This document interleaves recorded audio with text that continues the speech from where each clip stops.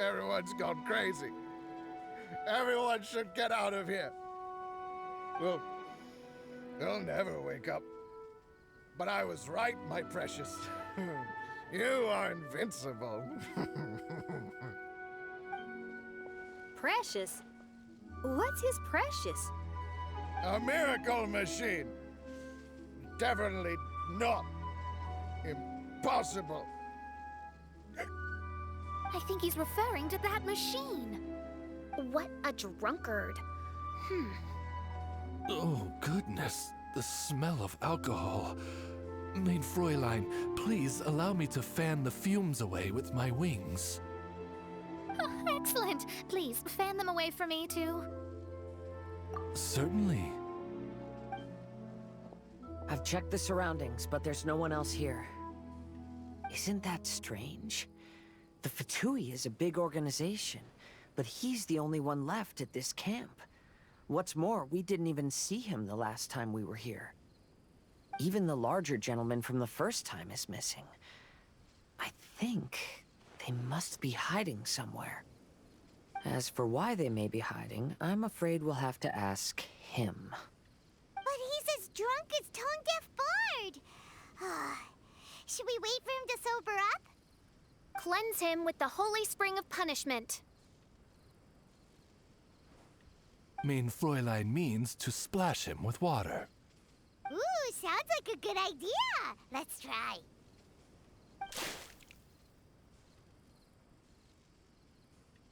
Hey, he opened his eyes. Huh?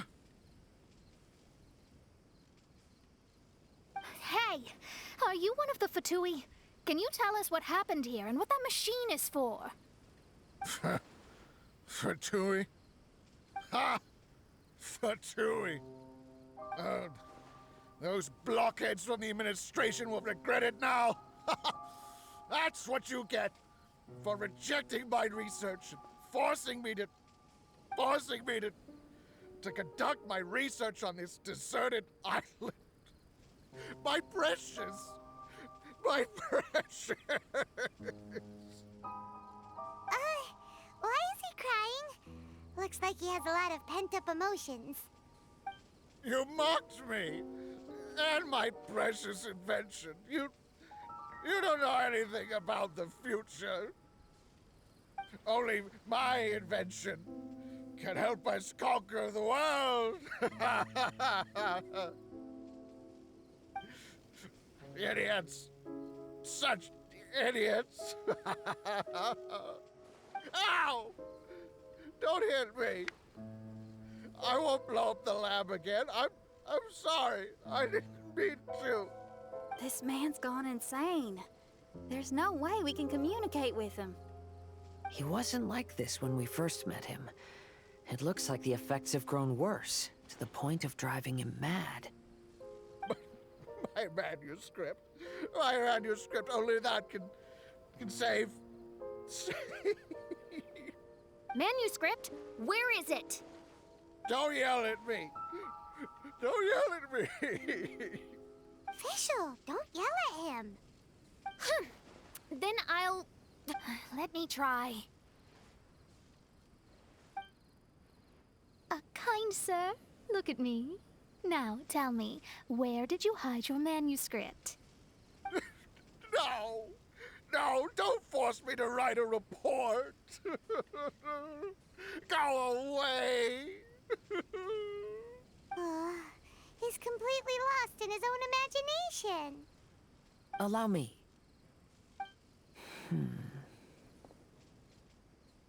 Please excuse me.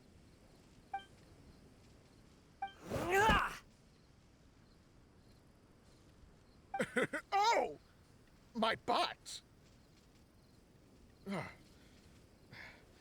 My brain is finally starting to work again. It's not a mushy mess anymore. Can you tell me where you put the manuscript? The manuscript. The manuscript is in the crack over there. Finally! Otherwise, I was gonna have to blast some of my loudest rock and roll in his ears. Kazuha hesitated for a long time before making a move. He's so nice.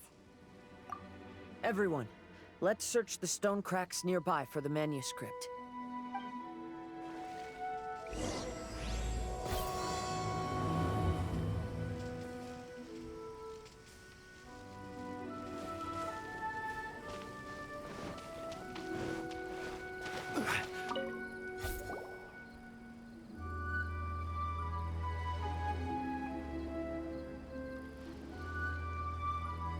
Found it!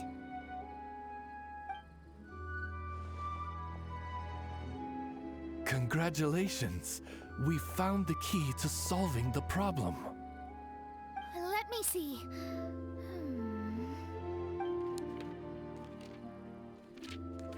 Just as I thought. This machinery, named cognitive mimicry, is capable of altering the state of people's brains. It was invented by the researcher we met earlier. His name is Persakov. According to the manuscript, the Fatui officials did not support Persakov's research. They believed he had taken the wrong path. But Persakov insisted on putting his machine to use. In order to achieve that, he disassembled the machine and used his connections to transport the parts to this deserted island.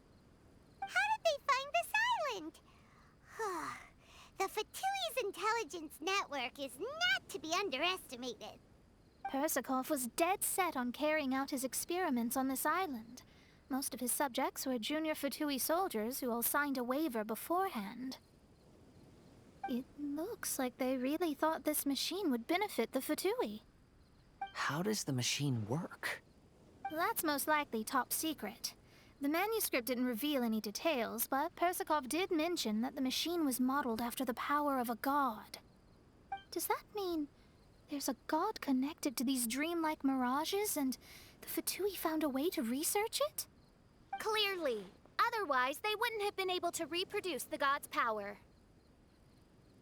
Anyway, Persakov's experiment did not go as planned. The machine broke down just days after it was activated. They tried to fix it, but the technologically illiterate Fatui soldiers completely ruined the machine. Even its most important component of all, the crystalline cores, got ejected and disappeared. A testament to the importance of maintenance in all aspects of life.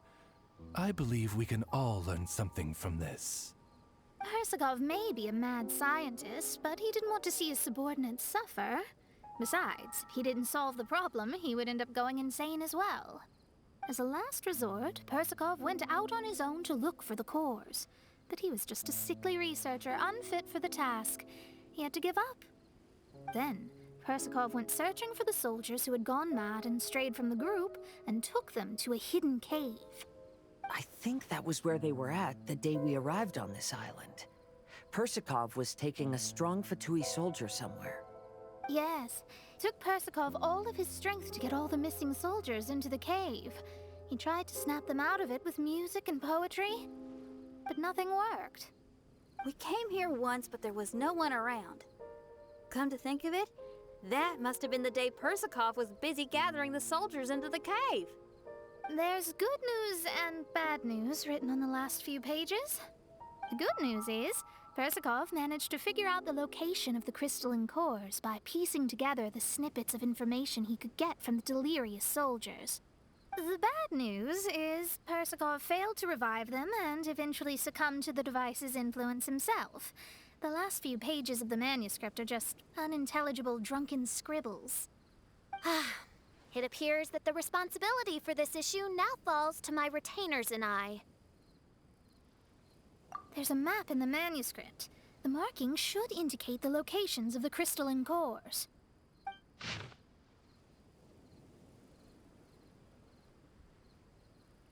We've got no choice but to find the crystalline cores now!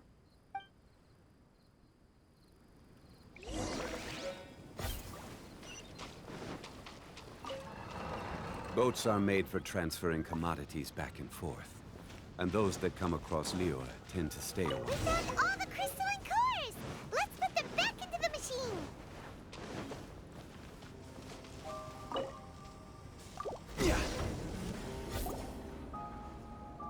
We've inserted all the crystalline cores, Mona. Is that all we needed to do? I think so. That's what the manuscript says, anyway. Let's give it some time. Hopefully it'll return to normal.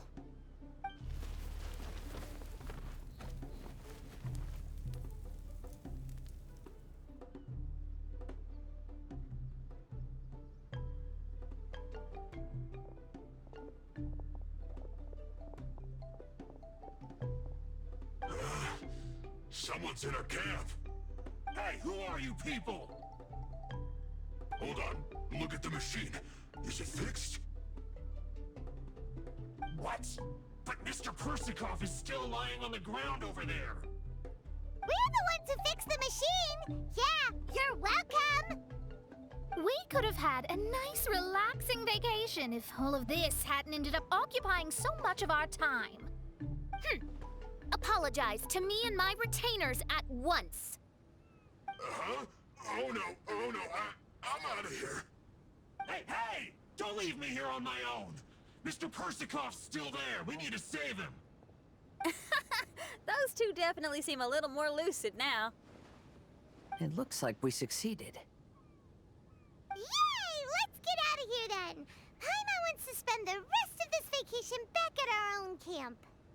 Yeah, but it feels like our camp now. Kinda like our temporary home. Then perhaps we should call it the Embassy of the Imanakreich and Dodoland. Huh? No! That's too many words! Paimon would prefer something easy to remember. Come on, let's go home now.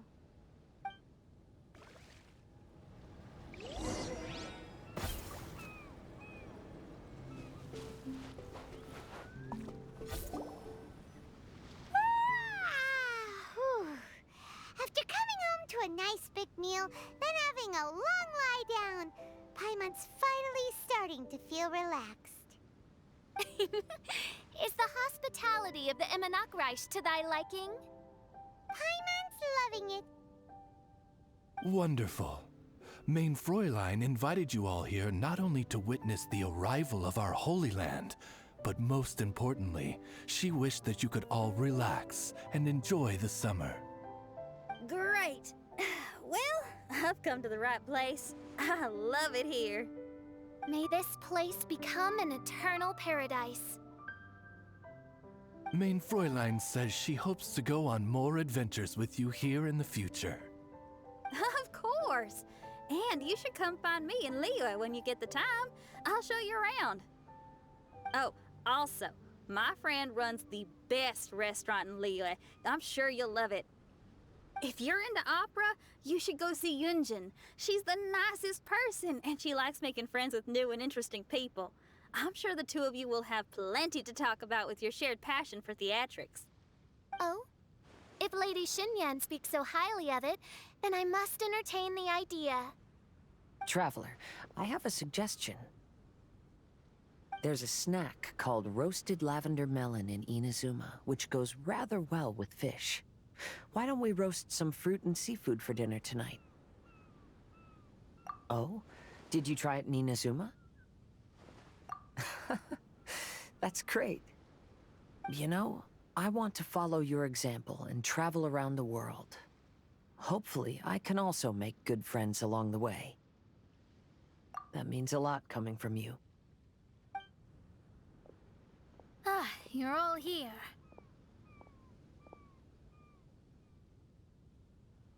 I've noticed an issue. Although we've fixed the machine, as you can see, the mirages on the islands have still not disappeared. I've noticed that too. But considering it took some time for the mirages to appear, it may also take some time for them to disappear. Yes, that's definitely possible. In other news, my scryglass seems to be working fine now. The divination results are also looking about right. Although there are some parts in the results that I don't quite understand. It's as if there is some sort of power surrounding us, and it's still watching us.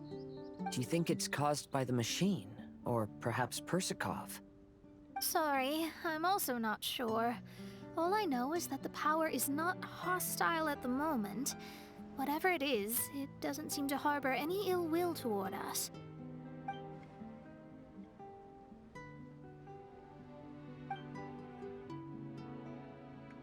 Well, although there's nothing left to disturb us and we can finally kick back and enjoy our vacation, we still ought to be cautious while we're on these islands. I will keep seeing what the stars say every day. I promised Fischl that I'd be her guard. I can help. Good. I'll be counting on you. Goodness knows why those girls are so carefree about everything. I suppose it falls to me to be extra vigilant. Oh, coming. Oh, so we're gonna call the tone-deaf bard, right?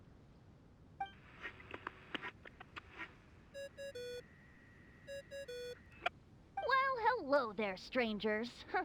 You finally called. I thought you were having so much fun that you'd completely forgotten about me. Nope.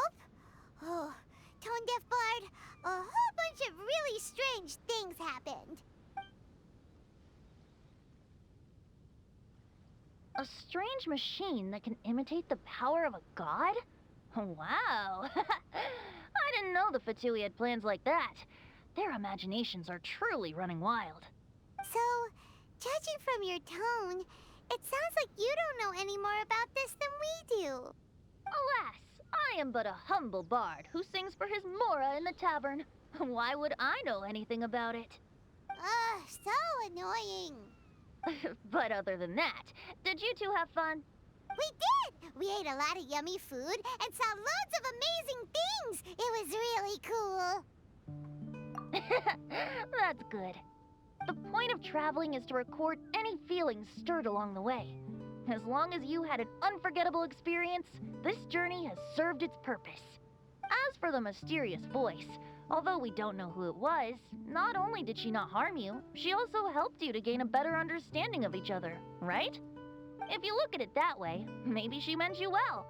I mean, if she was able to intercept Alice's communication tool, I'm sure she's also plenty capable of attacking you. Tone-deaf bard is right. I'm glad to bring you some peace of mind. Just enjoy your vacation to the fullest. And don't forget to tell me all about the marvelous mirages when you get back. I want to record all these beautiful memories and turn them into ballads. Every summer will become an unforgettable song. Then I'll just wait for your return. Happy vacationing! If tone-deaf bard thinks it's okay, then maybe there's nothing to worry about. After all, tone-deaf bard is still a god. We should probably trust him. Let's head back. We don't want to keep everyone waiting. Hold on. Didn't Fischl say earlier that she's going to catch some crabs? Oh, Paimon wants to go too! Now you have solved the mystery. Doesn't it make you feel happy? Satisfied? Don't worry, I won't hurt you. I'm just a little bird that sometimes flies by these islands, and am now watching you from far, far away. I just so happened to sense a power here that has something to do with me. I was curious, so I landed on the beach to quietly watch everything that took place on these islands. It was fascinating. The ones who came here to work were so busy, and yet I still saw genuine smiles on their faces from time to time. And then all of you arrived later on, bringing your glorious dreamscapes and wonderful willpower. Your dreams are like the pure and delicate bubbles floating on the water. The more beautiful the illusion, the more it fascinates me. I'm not able to travel myself, but I do admire free spirits like yourself. So, I helped them design a little something for you all. I hope you liked it. As I said, I don't have an agenda. I'm just a little bird. I stopped here to admire your lives, joys, sorrows, and all. You are a special person with a unique and brilliant glow. I decided to communicate with you in this way because I'm really curious about you. There's no need to wonder about my name. Maybe one day in the future, we will meet in another place. When that time comes, I think you'll be able to recognize me. Hey,